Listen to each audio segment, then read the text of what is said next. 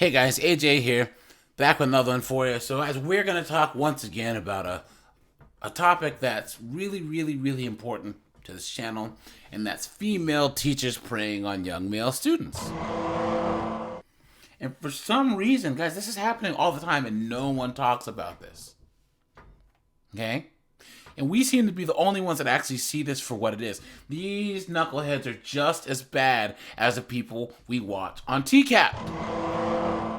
I say it once, I'll say it again. There's always these knuckleheads. Well, it's a boy and he should be happy. Well, guys, literature shows and just plain morality shows that there's no reason why any child should be engaging in this type of behavior, and no matter what gender, they are victims. They're being preyed upon. And it sucks that I even have to argue this with people. Okay? So here we have a case, this just happened, of a teacher in Iowa who was banging and clanging, skeeting and sheeting and pumping and dumping with 12 and 13-year-old students. Clown world. So guys, we're going to get into this, but before we do, like, subscribe, drop a comment, guys. It really helps keep this channel going. Make sure you are subscribed, guys. Join the Discord. I drop that in the lives on Tuesdays and Fridays, or I will drop it in the comments if you ask for it. If you have a request for a TCAP person that you want me to do, drop it in the requests on the Discord or drop it in the comments. Guys, let's get into this. This is from Law and Crime Network, guys. I will link this channel in the description. I'll also link the original video just in case you want to watch it without my big mouth yapping all over it. More insidious when someone is using the authority that they have to abuse someone else. Yet another female teacher is now accused of sexually assaulting teen students on multiple occasions. There it is. This time, investigators say the 24-year-old from Iowa sent students explicit photos via social media, had relations with at least 3 of them. When I first started out tonight, I was more scared than anything and was like, okay, I probably won't be able to do this, but then I had to put it in my head, and then once I got to her, I was like, whoa, I can do this. This is Cassidy Krause, a former middle school reading teacher in Manning, Iowa. She allegedly sent explicit photos, molested and sexually abused 13 and 14-year-old students. 13 and 14-year-old students, guys. Let that sit and ruminate for a little bit. 13 and 14-year-old students. That is inexcusable. Brent, I do think that there is clearly an abuse of power. Of course, right? The person is using the authority that they have as a way of coercing the victim into engaging in whatever abusive behavior that they're trying to engage in. Forensic psychologist Dr. John Delatorre tells Law and Crime And the guy in these pictures here, guys, that's her husband. Clown world. Network, Krause's inappropriate relationships likely started with normal student-teacher interactions. It is a pretty big jump, and it's a jump that actually happens over time, right? It's not one single jump. It's one tiny little hop from one step to the next. Now, remember, some individuals actually do get sexual gratification from engaging in this behavior. So part of the thought process is also coupled with a physical gratification that the person is receiving from engaging in this behavior. It's also psychological in that they're getting attention from the victim. So there's a lot of dynamics that are at play when it comes to convincing the person that what they are doing is the right thing. They always know that it's wrong. They've always known, and they always will know that the behavior is wrong. They just don't care anymore. Krause faces 6 charges, including sex abuse, 2 counts of lascivious acts with a child, and 3 counts of dissemination of obscene material to minors. Investigators say Krause used Snapchat to send explicit photos to at least 3 children in the first 6 months of 2022. She's also accused of molesting 2 13-year-olds in May of that same year. Authorities allege the abuse continued into January 2023, when she performed sex acts with a 14-year-old. She resigned from her position as a teacher back in August, when an investigation into the sexual abuse began. At only 24 years old, Delatorre says Krause's age could play a factor in her relationship with the students. I think, there's always this aspect of, can you communicate with someone and have the same sort of thought processes when it comes to the topics that you communicate about? So someone who's like 30 or 40 years older isn't really going to have a communication style that's relevant to the abuser. So they have to find a different way of getting that victim to engage in the behavior. So if you're younger, you can easily have comments and conversations that the child, the victim, is already having. So you can find it's more of an easier way to get a victim by being younger and being able to communicate with them. And that's really what the goal is. You have to communicate first, and then you can abuse the victim. So I understand what this guy is saying, but I still call bullshit in a way, right? And the reason why is, guys, we've always had teachers that were, coming out of college, or 22, 23, 24. But back in the 60s, 70s, 80s, and 90s, a lot of women who were 22, 23, 24 were already married and had kids. Okay? Right now in modern culture with millennials, even younger Gen X, like I am, millennials and Gen Z, we're a youth-obsessed culture, okay? You see 45 and 50-year-old people bumping Drake and all the same music as 18-year-olds are. That never happened. Because my parents listened to Stevie Wonder and Michael Jackson and Rick James, the Supremes. You know what I'm saying? Ike and Tina Turner. I grew up listening to Nirvana and Tupac and Biggie Smalls and Pearl Jam, all this, while they were listening to, Jimi Hendrix and the Rolling Stones, Elton John, Genesis, right? But now we're so youth-focused that people are in denial about getting older. So, for instance, even with women now, you see 45 to 48-year-old women in the club wearing the same stuff and competing for the same men that 20-year-olds are. It's absolute clown world. So I think happens is that these girls get out of college and they still have this high school mindset because they're listening to all the same music as these young guys are. These young guys dress the same as the guys that their age are, right? And they're perverts anyways, these teachers are, right? But maybe they want to I was kind of a dorky girl in high school, and now, the 13-year-old captain of the football team is trying to talk to me. Clown world. And how sick is it that that's what they're willing to do? Because this woman's married. This woman is just as sick as Morrison or Siebert or slaves to mistresses or any of those other knuckleheads on TCAP, guys. Clown world. Since the start of the 2023 school year, Law and Crime Network has reported on multiple separate but related cases, all where women in a position of authority allegedly abused a child or children. In September, we reported on the arrest of 38-year-old Alyssa McCommon. I gotta do a follow-up on this one, guys. So I did a video on this. I think this chick is pregnant now, dude. Clown world. A Tennessee teacher who's accused of raping a 13-year-old former student in her home. Investigators say she used video games and eventually social media apps to communicate with students. She was booked into the Tipton County Jail, but later released on $25,000 bond. Weeks later, she's now back in jail, being held without bond, after prosecutors say she reached out to the victim after her first stint in jail. While she was out, investigators say she used an unknown number to speak with the boy, saying he'd regret going to the police. She now faces additional charges of harassment, stalking, and coercion. Good. After her second arrest, prosecutors played a voice recording in court, now alleging McCommon is pregnant with the boy's child. I'm trying to tell you when it comes out. There it is, guys. There it is. Just please, God, tell me you're not going to say anything. I'll never speak to you again. I'll raise this baby, and I love this baby. And I'll do it by myself. Law and Crime Network also reported on a case out of Ohio where 24-year-old social worker Peyton Shires is accused of sexually abusing a 13-year-old boy she was counseling.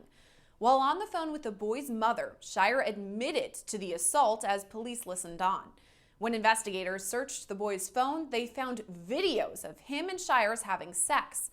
She was arrested early this month and now faces charges of unlawful sexual conduct with a minor. In all 3 cases we've covered, the alleged perpetrator used social media to communicate with the teens. Delatorre says that was likely their downfall. I think it's getting caught more. I don't think that the rate of it is any more. I think the rate of teachers abusing students is pretty constant. I think what we see now is that it's getting caught more because evidence, as you said, evidence is out there more often than it was in the 90s, 80s, 70s, and early on. So what he's been saying, so I've been saying this whole time. Everyone, there's this narrative that only men abuse young children. No, women do it too, okay? There's still this narrative where it's only men, it's only men, it's only men. You know what? I got to say to that, guys, I got to do it. You've been had. You've been took. You've been hoodwinked, bamboozled, led astray, run amok. Come on, man. Come on. You have to watch who you leave your children with. So I think it has a little bit more to do with people having the vulnerability of having all of this information leak out, as opposed to earlier times when that wasn't the case. In the 90s, 80s, and 70s, early on, all of these things were happening. These things have been happening since there was a teacher and there was a student, right? So from the beginning of time, abuses like this have been occurring. But the technology wasn't there to engage in these kinds of things. And so in contemporary times, having an online relationship and having an offline relationship are almost the same thing. And so you can engage in these kinds of sex acts, sexual texts, videos, images being sent to one another. And in some ways, it can be just as gratifying, maybe in a different fashion, but it can be. Is it me or are these guys' ears exceptionally large? I'm like, something's off about this guy's appearance. Like, his ears are just huge, you know? Sort of the same sort of intimacy developing kind of thing that the abuser wants to happen. Yep. That means this apparent pattern we've been reporting on in recent weeks of adult women allegedly preying on teen boys actually isn't new. The only reason why we're seeing these cases now is because of the technology that is available, where there's more communication about sexuality and sex. All of that stuff is happening now. But again, it was probably happening at the same rate or higher early on, and the technology just hadn't caught up. I mean, it really did take someone saying that this abuse was happening. And even at that time, people probably didn't believe that the abuse was happening, because who could believe that a woman was engaging in these kinds of acts? Right now, that's a product of societal myths and other things like that. So what I'm saying is that it has happened. It's been happening for a long period of time. There you go, guys. He said it from the experts. People just can't believe that a certain gender can do this to people. Clown world. Time. It's only now that evidence is being rendered and developed and easily accessed because of technology. Rather than a new pattern emerging, Delatorre says it's the perpetrators themselves that are drawing attention to the cases. Well, I think it depends on the person that we're talking about, right? If we're talking about a man that's engaging in these kinds of behaviors, we often look at them as being very predatory, right? That any man that's going to sexually abuse a child, we're looking at them as kind of like this monstrous behavior, right? This demon of society. But that's not really quite the same. He says women sex offenders often view their relationships with underage boys as consensual. When we talk about a woman that... Of course they do, guys. Of course they do. Of course they do, guys. This is a female equivalent of... Because she was going with it. She was... Oh, so she wanted it. That's what it seemed like to me. You know what I mean, guys? They're so delusional that they actually think that it's consensual. Come on. That's engaging in the same kind of behaviors. And that makes it very peculiar, because often what we've seen is that women who engage in what is considered to be a teacher lover type sexual abuse, where they're the older one, but the child, right, the person being abused is kind of a younger teen, right? So 13, 14, 15. When we look at that kind of dynamic, often the distortion, right, the cognitive distortion that is being used by the woman is that they are engaging in some kind of ability to teach them, right? It is about sexual gratification, but they've also sort of confused this thing to believe that the child has been engaging in the behavior as a willing participant, that they've been able to give consent in some form or fashion. They convince themselves that what they're doing is not predatory. So it's interesting that we hear all these things the last 5 or 6, 7 years, that men need to learn about consent and consent and consent and consent, to the fact where I've seen articles of women saying now that there's over consent, right? Where they're saying that guys are asking at every step, and it ruins the mood when a guy is like, okay, can I put my hand on your leg? Can I wrap my arm around you? Can I kiss you? And they're saying, oh, well, that's too much consent, right? And now there's a group of women that don't even know what consent is, that think that young males or minors can consent. They actually delude themselves into thinking that minors can somehow consent. Clown world. The interactions that they've had that are clearly inappropriate, text messages, social media connections, right? Those kinds of things. That's often looked as being sort of a dynamic that anyone would have in a healthy relationship, right? That the person asked for it, so they're going to give it, right? And they receive one in return. So there's also this curious thing where we're not looking at them as women as being predatory, although clearly the behaviors that they're engaging in is very predatory. On top of that, Delatorre says the abuser may believe she's in love with her student or vice versa. When it comes to the victim believing that they are in love with the teacher, that is a product of the coercive tactics being used by the abuser. Now, the abuser's a little bit different, because there are cases, some very famous cases, in which the two ended up being in long-term relationships and have children together. So there's a word that goes on in social media called grooming. Now, grooming is the breaking down of psychological obstacles, right? Yep. The breaking down of psychological barriers in order to get the victim to engage in whatever abusive behavior the perpetrator wants them to engage in. In some ways, you also have to groom yourself. If you are the abuser, you have to convince yourself, using cognitive distortions and mistaken beliefs, into believing that what you are doing is the right thing. And so over time, the person being stressed out over... Guys, do you guys remember the whole Mary Kay Letourneau story? Hold on, let's see. Mary Kay Letourneau.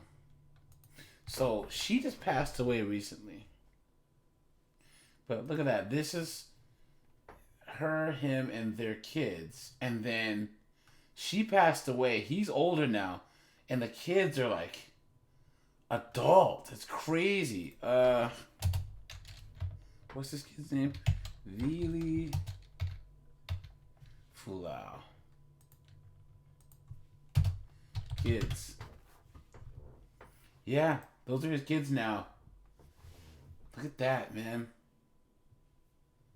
Look at that. And this was them when he was like 19 there, because he was 15 when they first started dating, but she got pregnant when he was like 15 or 16.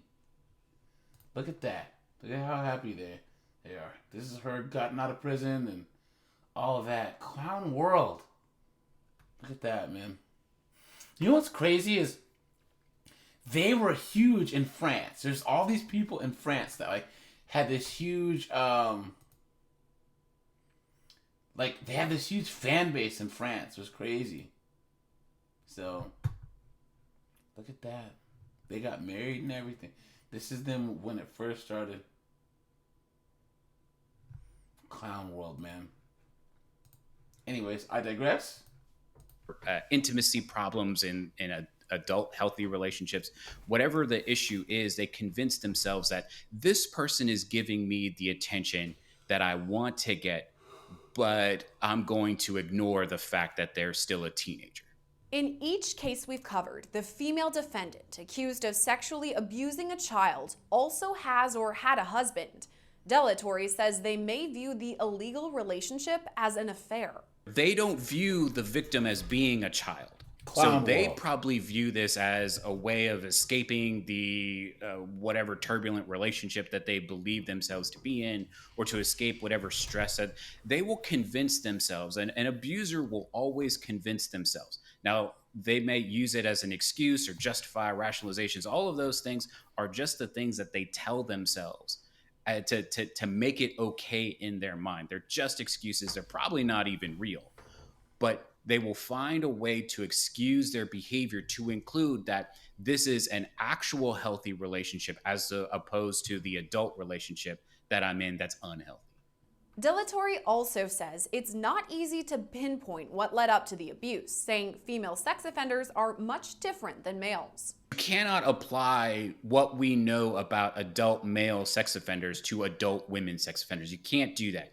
The reasoning and rationale behind each individual person's sexual orientation, spectrum of sexual identity, everything is very, very, very different when it comes to those two particular biological sexes. So you can't apply one to the next, and we're still such a far road away from truly understanding female sex offenders as we understand male sex offenders.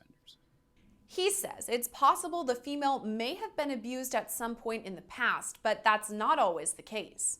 Yeah, that's actually pretty common when it comes to women sex offenders. However, the science doesn't support that when it comes to the teacher-student type of abuse. It's often less sexual abuse and more often emotional and verbal abuse that the woman has suffered early on in life. So there are other factors that are related to other kinds of abuse in which previous sexual abuse experience is relevant, but the science hasn't really supported that. And that being said, the science when it comes to women's sexual offenders is very, very, very thin. And there's so much that we don't understand. Gee, I wonder why, guys. I wonder why. Could it still be that people see that men bad, women can't be bad? And guys, I'm an equal opportunity hater here. Okay? I always say there's a small group of every group. There's a small group of every demographic that's a worthless, evil piece of trash. Male, female, straight, LGBTQ, Muslim, Christian, black, white, or whatever. Okay, there is no qualifier that can keep a person from not being a perv. Okay, and somehow society just and also I think that male victims, no one cares. Drop in the comments, guys, if you agree. But in general, society doesn't care about young male victims. They just don't. I haven't seen any type of public outcry, anything. It's crazy. Understand as to the only outcry that I've seen is that knucklehead, was it Kathleen Hambrick, who's saying that her knuckleheaded son was entrapped by the online sting when he knew damn well he was trying to find a underage girl, right? All her excuses. Hey, NBC, 2 words, role playing, chat room, dude. Why these kinds of abusive acts occur. But what we have seen is that sexual abuse, that the woman being sexually abused as a child isn't necessarily present when it comes to this particular form. So people say, oh, well, abusers have been abused when they were young. And he's saying that with women, that's not the case. That women will abuse young students without any past events of abuse. That's crazy. Of sexual abuse. As for 24-year-old Cassidy Krause, she's now being held in the Carroll County Jail in Iowa without bond. If convicted on all of the charges, she could face more than 3 decades behind bars. Guys, how much time do you think that she's going to get? Oh, and props to them for holding her without bond.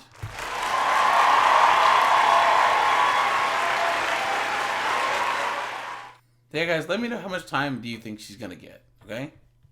Because I don't think it'll be much, because they always let these female offenders off with a slap on the wrist, and then they go out to do it again. So, alright you guys, this is AJ. I appreciate you guys. You'll see some more TCAP videos coming soon. I just figured that I'd throw this one out of here for you quick. And I'm out of here. Have a good one, guys.